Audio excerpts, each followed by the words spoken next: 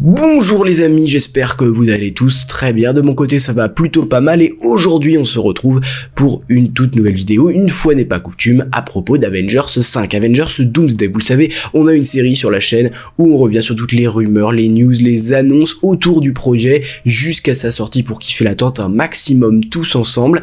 Et aujourd'hui on a quand même un petit peu du lourd, hein. On va parler de personnages impliqués, le grand méchant, quelle sera sa place, est-ce qu'il va revenir après ces films ou est-ce que c'est un one shot un petit peu comme les Tétanos. On a aussi des lieux, des choses comme ça, on a pas mal de trucs intéressants à aborder, mais avant de rentrer dans le vif du sujet, le mail où vous pouvez envoyer vos théories est toujours ouvert. Le premier épisode de cette série arrivera dans quelques jours, donc n'hésitez pas, n'hésitez plus. Et commençons, alors je sais plus exactement où s'est arrêté la dernière fois une nouvelle fois, je crois que c'était aux alentours de tout début février, je crois que c'était le 1er février, là on va revenir au 3 février, où Alex Perez de The Cosmic Circus, alors ce reporter qui fait assez régulièrement des réponses à questions sur Discord, où il a une petite communauté, et il retranscrit dans un article sur le site de The Cosmic Circus, et on va parler de tout ça. Déjà il nous dit que Samuel L. Jackson devrait revenir en tant que Nick Fury dans Avengers Doomsday. Le cas Nick Fury, il est un petit peu étrange parce que ce personnage, faut pas oublier qu'il est présent depuis les tout débuts du MCU. Alors oui, il apparaît en scène post-crédit seulement du premier film qui est Iron Man, mais derrière il revient assez régulièrement au cours de la phase 1. Il est même omniprésent et central dans le premier film Avengers. On voit que progressivement quand même son rôle se réduit, se consume progressivement parce que dans Avengers l'ère d'Ultron, il a une ou deux scènes, puis dans Infinity War il n'est qu'en scène post-crédit, et dans Endgame il n'est qu'à la scène de l'enterrement de Tony Stark. Il a vraiment quelques secondes d'apparition seulement dans les deux derniers films Avengers, et il avait grosso modo progressivement quitté nos écrans. Mais il est revenu plus ou moins, alors pour la série Secret Invasion, qui est cataclysmique, catastrophique, et qui, vous n'apprendrez pas grand chose sur Nick Fury dans cette série, peut-être 2-3 éléments supplémentaires, mais c'est pas du tout ce à quoi on s'attendait.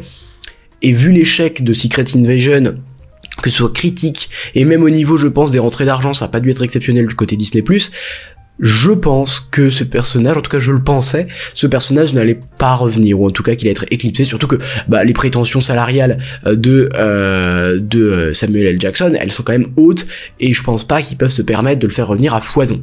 Donc, ceci étant dit, s'il revient dans Avengers Doomsday, il y a deux possibilités, mais la première, qui est en fait sûre à 100 000%, vous ne le verrez pas beaucoup dans Avengers Doomsday. S'il est présent, vous verrez 1, 2, 3 minutes maximum, parce que c'est énormément d'argent pour le studio, et ils savent que il est pas forcément très rentable. Alors oui, j'avais oublié de le spécifier, il apparaît effectivement aussi dans Spider-Man Far From Home, et depuis, voilà, c'est en vrai son dernier grand rôle dans les films du MCU, depuis, en plus c'était même pas vraiment Nick Fury, hein, quoique je dis n'importe quoi, puisqu'il est aussi dans The Marvels, donc ouais, en fait il est assez régulier, je dis un petit peu n'importe quoi. Oui, mais j'avoue que son rôle est beaucoup moins impactant qu'au début. Ça, c'est vrai, c'est une réalité.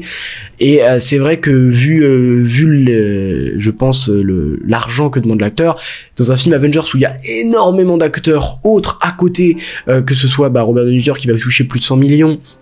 Mais c'est qu'entre autres, hein, parce qu'ils vont prendre un casting 5 étoiles. Je pense pas que ce soit la priorité de faire venir Nick Fury, qui a enchaîné les bides, hein, parce que bon, si à Secret Invasion je vous en ai parlé, mais quand même The Marvels, on est sur le plus gros échec de l'histoire de Marvel Studios. Il est dans le film, et on voit que ce personnage n'implique pas que les spectateurs se déplacent au cinéma. Donc c'est pour ça que je pense vraiment, j'appuie ces arguments-là, je pense vraiment qu'il ne va pas avoir un très grand rôle dans le film Avengers. Donc j'en viens à ma deuxième possibilité, en tout cas ma deuxième thèse, c'est que il va mourir dans le film.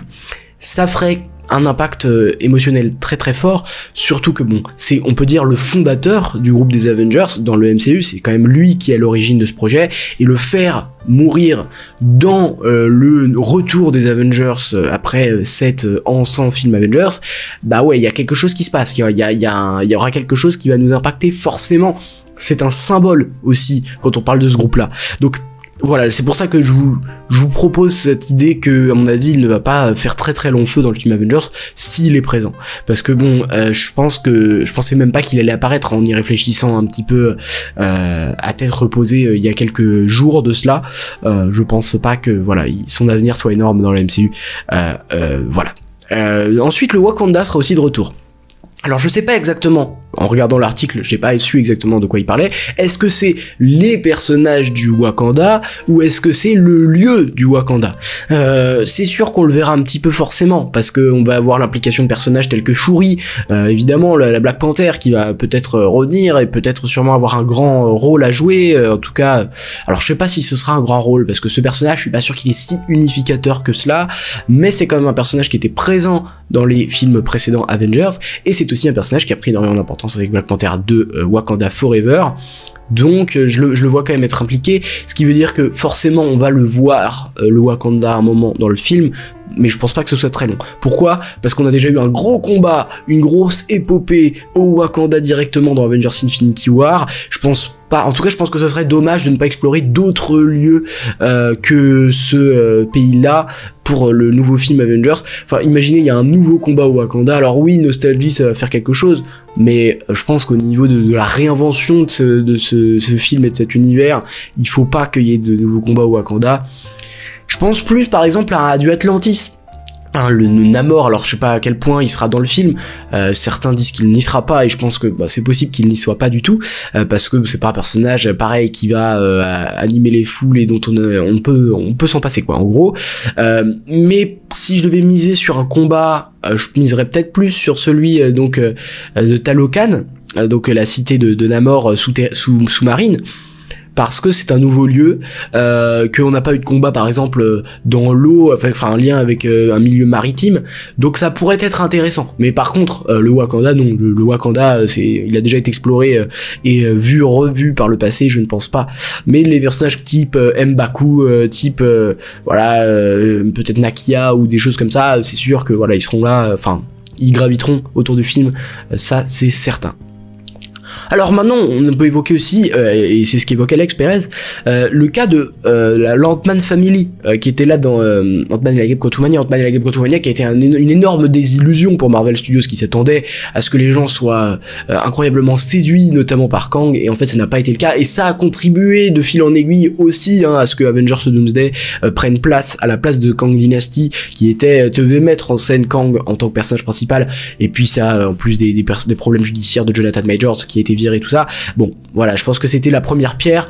Le Ant-Man Quantumania n'a pas séduit. Sachant que, c'est vrai, c'était pas un bon film, hein, le film est sympathique. Pour moi, il reste sympathique, mais c'est clairement le pire des 3 Ant-Man, et c'est l'un des pires films de la phase 5. Donc oui, clairement, franchement, c'est pas impossible, impensable que Hank et Janet ne reviennent pas.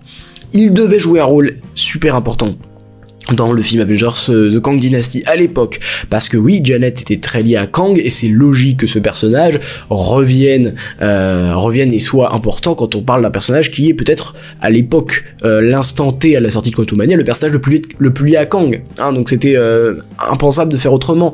Mais aujourd'hui, quand l'ennemi va être tout autre, que les enjeux vont être tout autres, j'ai du mal à les imaginer encore, alors que ce soit Janet ou même Hank, hein, joué par Michael Douglas. Michael Pfeiffer et Michael Douglas, c'est quand même pareil, des acteurs qui vont te demander pas mal de pognon, et c'est des rôles quand même très très secondaires, hein. La preuve, ils n'apparaissent même pas une seconde dans les films Avengers. Alors sous version jeune un petit peu dans Endgame, on a Hank Pym qui est présent, mais est-ce qu'on peut pas s'en passer quoi? C'est ma question. Maintenant qu'il y a plus Kang, je vois pas. Alors c'est ce que sous-entend justement Alex Perez, il dit ouais, à l'époque ils avaient un grand rôle dans The Kang Dynasty, mais maintenant c'est un petit peu fini quoi, c'est derrière nous. Bon, enfin voilà, ça c'est pour parler un petit peu, faire un état des lieux sur différents personnages qui pourraient être présents ou non dans Avengers Doomsday. Maintenant, Avengers Doomsday ne va pas approfondir ce qui est arrivé à Peter Parker dans No Way Home. Il se concentre sur le fait d'être Spider-Man dans le film. Des problèmes non résolus peuvent surgir, mais ils ne seront pas abordés avant Spider-Man 4. Donc c'est Spider-Man 4 qui mettra les pieds dans le plat sur qui se souvient de Peter Parker, comment il va faire pour subvenir à ses besoins, subsister sans que personne ne le connaisse, etc., etc. Voilà, je pense que ce sera dans Spider-Man 4 qu'on va aborder tout ça, parce que dans Doomsday, pas le temps, et puis surtout il y aura l'intrigue principale qui est d'arrêter Doom, sûrement qui sera le cœur du sujet, et pas le temps de faire des détours sur les problèmes perso de Peter Parker. C'est dommage, même si c'est pas très grave, et puis No Way Home, quand même la fin laisse des questions même scénaristiques sur ce film là, mais du coup oui, on pouvait se dire que Peter est l'un des personnages qui va être les plus importants, on le sait, c'est le fer de lance de Marvel Studios, c'est quand même la pouleuse d'or, c'est ce personnage qui à lui seul peut faire plus d'1 milliard voire 2 milliards, parce que il est extrêmement populaire auprès des jeunes générations, des plus anciennes générations, enfin Spider-Man il transcende un petit peu tout ça, et c'est vrai que c'est le personnage à mon avis qui va être placé, mis au centre du film Avengers, même si j'en suis pas forcément sûr à 100% qu'il soit vraiment le grand leader, personnage numéro 1 du film, un peu comme l'était Tony Stark dans Infinity War, parce que il appartient quand même à Sony, et Marvel, je suis pas sûr qu'ils puissent mettre un personnage tant en avant que ça, qui ne leur appartient pas. Après ça, pareil, je suis pas dans leur studio et tout ça, je sais pas exactement comment ils vont gérer ce personnage-là, mais en tout cas, selon les rumeurs, effectivement, il aurait un grand rôle dans ce film-là. Mais qui dit grand rôle, pour moi, dit quand même exploration du personnage. Dans Infinity War, on voit que Tony Stark, on explore sa relation avec Pepper, le fait qu'il veut ranger son armure, le fait que dans Endgame, il décide de ne pas renoncer à sa famille, puis finalement, il a quand même ce lien avec Peter Parker qui le pousse quand même à revenir et à participer à ce casse temporel. Donc, quand un personnage est important, il faut traiter ses problématiques. C'est important pour moi, il faut un arc pour chaque personnage impliqué dans l'histoire, parce que c'est comme ça qu'on s'accroche à des personnages. Donc, mettre de côté les problèmes de Peter Parker, est-ce que c'est une bonne solution? Je ne suis pas sûr, parce que ça nous éloigne du personnage s'il ne parle pas, par exemple, de son intériorité, de ses problèmes, du fait que plus personne se souvient de lui. Est-ce qu'il est encore apte à être un personnage central? C'est ma question. Par exemple, Steve Rogers, on savait qu'il avait ses problèmes de cœur, il y avait tout ce développement-là qui était fait autour de ça, et du coup on s'attachait à lui d'une certaine manière. Thor, toute sa famille était morte, il tombe en dépression, il y a tout ce qui l'entoure, et quand tu veux faire un film en impliquant un personnage mais en mettant de côté tout ce qui fait ce personnage, c'est compliqué. Même si, vous le savez, Peter Parker intervient dans Infinity War sans pour autant qu'on aborde aucune de ses conditions de vie et de son background, donc c'est pas si grave que ça, mais quand même un personnage, on s'attache plus à lui quand on a tous les éléments le concernant. On verra bien, mais il y a un Spider-Man 4 qui arrive très peu de temps après Doomsday, donc je pense que ça sera pas très très grave. Selon Alex Perez, et là on entre vraiment dans ce qui moi m'intéresse, c'est le personnage principal de ce film Avengers Doomsday quand même, dont on a finalement assez peu d'informations, même si selon certaines rumeurs il proviendrait de l'univers des 4 Fantastiques, selon d'autres rumeurs son objectif serait de sauver le multivers. Mais qu'est-ce qu'on sait d'autre? Eh bien, Doctor Doom serait un personnage uniquement prévu pour apparaître dans Doomsday et Secret Wars. Donc je pense qu'ils vont faire un Thanos, un nouveau Thanos. Moi je suis un petit peu déçu de ça, parce que dans les comics, Doom c'est quand même un ennemi qui est vraiment persistant, il reste et il est résilient, enfin au fil du temps il est quand même toujours là, il est toujours une menace qui pèse sur les personnages, il ne meurt presque, d'après de souvenirs il ne meurt jamais, donc c'est un personnage qui est omniprésent partout, qui se met à dos de tout le monde, qui vraiment vous le retrouvez à des dizaines d'années d'intervalle, enfin il est toujours là et moi je voulais un petit peu la même chose pour la MCU, c'est-à-dire ce personnage qui est un petit peu fourré dans sa forteresse, mais on sait qu'à un moment il va pouvoir intervenir, et peut-être que dans certains bouts d'histoire il va pouvoir s'intégrer. Non, vous ne verrez pas ce Doom là, ce Doom un petit peu qui tire les ficelles un peu partout dans l'univers de Marvel, c'est pas ça, puisqu'ils ont décidé d'en faire un one shot, d'en faire un personnage qui ne serait que là que pour Avengers Doomsday et pour Avengers Secret Wars, ce qui pour moi est cruellement dommage, c'est-à-dire ils auraient pu rompre aussi cette logique de vouloir tuer le méchant, parce que par exemple on l'a vu avec Loki, ça marche très très bien, quand tu tues pas un personnage qui a été un méchant, il peut avoir sa rédemption, il peut avoir des nouvelles lignes d'intrigue qui sont intéressantes. Là, ils ne veulent pas conserver. Et la raison, elle est simple, il sera joué par Donnie, et Donnie, il coûte très très cher, et Donnie, il veut pas forcément revenir plus que de raison après ses films, donc voilà, ça coule de source. Mais je trouve ça dommage, parce que par exemple, évidemment, on y a tous pensé, mais un film qui impliquerait les Fantastic Four et Doctor Doom, bah évidemment qu'on veut ça avec nos nouveaux Fantastic Four, avec nos nouveaux 4 Fantastiques, avec le nouveau Doom, bah, bien sûr qu'on voulait cette interaction-là qui pourrait peut-être renforcer les liens entre Reed et Doom qui, d'après les rumeurs, ne seront pas aussi fortes que dans les comics dans Doomsday. Mais du coup, ouais, c'est un petit peu décevant, enfin, je sais pas, il y a quelque chose qui me convient pas. Il n'apparaîtra plus, hein, voilà, après ces films, et les films révéleront également pourquoi il ressemble à Tony Stark. Bon, ça me paraît évident, hein, parce qu'on pourrait se dire, oui, leur explication à ce que ça ressemble à Tony Stark, c'est juste qu'il vient d'un autre univers. Ça me paraît un petit peu léger, quoi, dans le sens où, ok, il vient d'un autre univers, mais pourquoi il a exactement le même visage que votre plus grand héros ?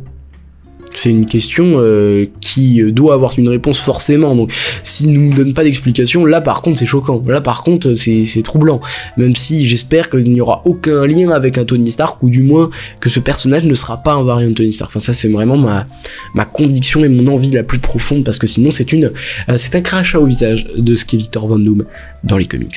Nous étions le 3 février, et on reste le 3 février, le Vortex, qui jouera, le Void, The Void, qui jouera un rôle important dans Doomsday et dans Secret Wars. C'est l'un des rares endroits dans tout le multivers à être à l'abri de la fin du multivers. Alex Perez dit qu'il abritera des personnages intéressants. Il y a plein de choses à dire. Le Vortex, qui est un lieu central de Wolverine. Première chose, j'aime pas cet endroit. Visuellement, je le trouve pas beau déjà. Donc comme cadre pour un film Avengers, on aurait pu trouver mieux qu'un désert tout blanc. Par exemple dans Deadpool et Wolverine, je le trouve immonde ce lieu en fait. Je le trouve pas beau. Dans Loki, il est un petit peu plus verdâtre, un petit peu plus... Moi je l'aime mieux dans Loki, mais c'est vrai que c'est pas un lieu qui me fait frissonner, quoi. Puis surtout la poubelle, ce que j'appellerais la poubelle du fanservice, c'est-à-dire t'as besoin de fanservice, et bah tu vas là-bas, parce que là-bas ils vont pouvoir te mettre n'importe qui. Et c'est un de mes gros doutes là-dessus. Alex Perez dit qu'il abritera des personnages intéressants. Est-ce qu'on ne serait pas sur l'endroit où arrivent tous les personnages du multivers pour le Battle World, c'est-à-dire que ce soit l'équivalent du Battle World? Ça paraît presque évident en fait, hein. C'est presque évident que ce lieu-là sera le Battle World. Mais j'espère qu'il va quand même évoluer l'esthétique de ce lieu. J'espère tout de même qu'il va évoluer pour les films Avengers, parce que honnêtement, avoir à 2h30 qui se passe dans ce film, dans le Battle World, et que c'est ce lieu-là, là, non mais non merci, hein. Enfin vraiment non merci. Parce que déjà par exemple, un de mes regrets c'est la bataille finale d'Endgame qui se passe dans un endroit sombre, avec de la poussière et de la fumée partout. Je trouve ça pas spécialement beau. Bah si le final de Secret Wars c'est dans ce lieu-là, là, oh my god, hein. On n'est pas tiré d'affaire, hein. Non mais vraiment c'est terrible. Donc je ne l'espère pas. Après, est-ce que ce serait les personnages intéressants, ce serait pareil, du fanservice, des Spider-Man, du multivers, des Deadpool, des Wolverine, des personnages qu'on a connus dans le passé au cinéma côté Marvel? C'est tout à fait possible. Je pense que ce sera ça. Mais est-ce que ce serait pas aussi le territoire d'entité multiverselle qui là pourrait du coup être plus intéressante à voir? Mais franchement, ça, c'est pas, enfin, disons qu'il y a aucun truc surprenant dans ces news, c'est-à-dire que oui, forcément qu'il allait être impliqué, sachant que Deadpool et Wolverine est l'un des films qui a le mieux marché ces dernières années, et que dans ce film, il y a une grande importance pour le Void, de le Vortex, et que dans Loki, c'est pareil, et que c'est les deux projets qui peut-être abordent le multivers peut-être le plus frontalement, avec Doctor Strange et Multiverse of Madness. Donc à la fois pas surprenant et à la fois un petit peu décevant, parce que j'espère vraiment que ce lieu ne ressemblera pas à ça dans les films Avengers, sinon vous allez voir 3h40 de fanservice, et ça va être un enfer. Voilà, je le dis comme ça parce que je le pense réellement comme ça. Le 5 février, en parlant de Deadpool et Wolverine, c'est parfait, on enchaîne plutôt bien. Eh bien Daniel RPK dit que ils n'auront que des petits rôles dans le film Avengers Doomsday en tout cas. D'autres rumeurs, parce que d'autres rumeurs avaient affirmé, et notamment My Time to Shine Hello avait affirmé qu'ils auraient un grand rôle à jouer dans Secret Wars. C'est pour ça que je tends à toujours persister à dire que Doomsday sera meilleur que Secret Wars, parce que j'ai l'impression que leur fanservice, ce sera Secret Wars. C'est-à-dire, tout le monde va se réunir dans ce lieu qui est le Void, où il va y avoir fanservice sur fanservice. Vous allez avoir tous les personnages de Marvel qui vont se réunir. Vous allez avoir des interactions. Enfin, ça va être n'importe quoi Secret Wars. Voilà, ça va être fou allié. C'est pour ça que je pense que Doomsday est le film à attendre plus que Secret Wars, parce que Secret Wars, vous allez avoir les rencontres de vos rêves, etc. Mais une fois sorti du film, vous ne serez pas content, je pense. En tout cas, bon, on peut rien dire, on peut pas juger un film dont on ne sait rien pour le moment, mais c'est vrai que ça fait un petit peu peur. Mais bon, Deadpool et Wolverine a un petit rôle. Moi, de toute façon, j'attendais pas un grand rôle et j'espère pas trop les voir en fait, pour des raisons qui sont plutôt simples. Je n'ai pas aimé ce film. Je trouve que Wolverine est un Wolverine qui n'a pas d'intérêt. Voilà, clairement, ils l'ont mis parce que il fallait le retour de Hugh Jackman. Mais ce Wolverine là, c'est pour moi l'un des pires qui a été fait au cinéma. Deadpool, il est plutôt sympathique, mais est-ce qu'il s'intègre dans un grand récit où il faudrait peut-être un petit peu plus de sérieux, hein? Donc les deux me font pas rêver, hein, même si certains vont exploser de joie s'ils y sont, hein, mais ça me fait pas grand chose, quoi. C'est pour ça que une nouvelle fois, c'est un peu là comme le Void, c'est pas surprenant, un petit peu rien à faire de mon côté, même si je sais que certains sont fans de Wolverine et machin, mais en fait pour moi Wolverine il est mort dans Logan et ça aurait dû s'arrêter là en fait, hein. Désolé pour ceux qui n'avaient pas vu le film, ils ont été spoilés. Deadpool, pourquoi pas Deadpool, mais Wolverine, enfin à quand ça s'arrête, quoi, surtout que c'est Hugh Jackman a dit qu'il continuerait pendant encore 10 ans dans le, enfin c'est énorme, j'en peux plus en fait, je veux un nouveau Wolverine moi en fait, même si j'adore Hugh Jackman et vraiment cet acteur il est au fond de mon cœur. Je trouve qu'il faut qu'il cède la place à un moment à du sang frais, quoi. Ça ne sera pas le cas et on va encore le voir pendant des années. Pourtant, je l'aime bien, mais il est trop vieux pour ce rôle. Moi, j'aurais aimé du sang neuf, du renouveau, quoi. Un nouveau Deadpool déjà, un nouveau Deadpool qui serait propre à l'univers que Marvel a créé. Et pareil pour Wolverine. Mais évidemment, ça n'a pas marché parce que fanservice, toujours fanservice, il faut ramener des trucs qui ont marché d'abord avant. Et ça commence à me saouler un petit peu. Même si je sais que certains vont pas du tout être d'accord avec moi, mais c'est pas grave. Justement, c'est ce qui fait notre force en être humain, c'est qu'on n'est pas tous les mêmes. Voilà, tout simplement. Anthony Mackie nous dit que il est excité par deux mondes qui se réunissent pour créer un super MCU dans Avengers, Doomsday et Secret Wars. Il nous dit l'idée d'une vieille rencontre nouvelle, les acteurs de l'original et toutes les nouvelles personnes réunies pour former cet énorme conglomérat. Est-ce qu'il vient pas de révéler qu'il y a effectivement le retour des Avengers originaux, c'est-à-dire tous les Avengers qui étaient dans le premier film Avengers, mais qui vont être complétés par le nouveau casting, à moins que quand il parle de OG, il parle de tout ce qui se passe dans Infinity War Endgame, qui sont pour le coup peut-être les OG selon Anthony Mackie, avec tous les nouveaux qui ont été incorporés après, c'est-à-dire des Yelena Belova, des Shang-Chi, j'en ai pas tant que ça vous énumérer en réalité, mais peut-être des Daredevil, des choses comme ça. Je pense que c'est ça qu'il signifie, donc que nous aurons une réunion de deux mondes. Mais après, est-ce que Anthony Mackie a vraiment encore déjà lu le script de Doomsday? Enfin, il est dedans, c'est sûr, ça a été confirmé à maintes reprises. Mais s'il a lu ce script, peut-être qu'il vient de révéler qu'il va y avoir des interactions entre des anciens personnages et des nouveaux personnages, donc ça fait que plutôt... ça fait plutôt envie ou pas, je ne sais pas. En réalité, dites-moi vous ce que vous en pensez. J'ai pas d'avis là-dessus en fait. Selon My Time Channel, Scarlet Witch Wanda aura un énorme rôle, vraiment huge role in Avengers Doomsday and Avengers Secret Wars. Donc ça veut dire qu'elle aura un rôle qui est plutôt conséquent. Première info là-dessus, elle est de retour et elle sera, à mon avis, l'un des motifs principaux de l'intrigue pour Doom. Doom qui a besoin, et là c'est une théorie que je vous expose et que je vous ai déjà exposé peut-être par le passé. Doom a besoin de quelqu'un qui puisse faire oublier à son nouveau peuple, parce qu'il a comme objectif de créer un Battle World, c'est-à-dire un nouvel univers à son image où tout le monde, où il serait Dieu et tout le monde serait sous ses ordres. Wanda, elle est hyper importante pour lui parce qu'elle permettrait à tout ce monde-là d'oublier leur vie d'avant, et un petit peu ce que espérait Thanos par exemple, au lieu de détruire tout le monde entier et d'avoir un univers qui serait justice reconnaissant, il aurait pu avoir recours à Wanda qui, on l'a vu dans Westview, dans WandaVision, peut faire oublier à toute une part de la population des choses importantes de leur vie et se conformer à ce système qu'elle crée. Donc en fait, pour Doom, ce serait une aubaine d'avoir Wanda qui pourrait en fait créer un peuple reconnaissant et un peuple entièrement dévoué à Doom, parce qu'elle ne se souviendrait pas qu'ils sont là contre leur regret et qu'il ne les a pas sauvés mais bien condamnés. Voilà ce que je pense. Et pourquoi Wanda serait la clé en fait? Parce que ce serait elle qui serait alliée à Doom, parce que sans elle, Doom ne peut pas réussir ses plans.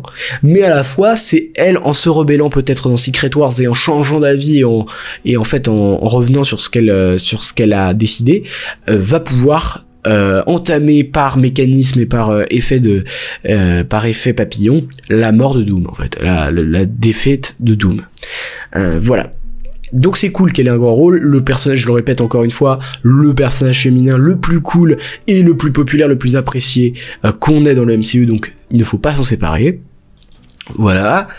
Et alors là du coup on était le 7 février, du coup là on revient un jour avant, je ne sais pas pourquoi ça fait ça, mais Collider confirme que Captain America de Sam Wilson sera le leader des Avengers dans Avengers Doomsday et Avengers Secret Wars.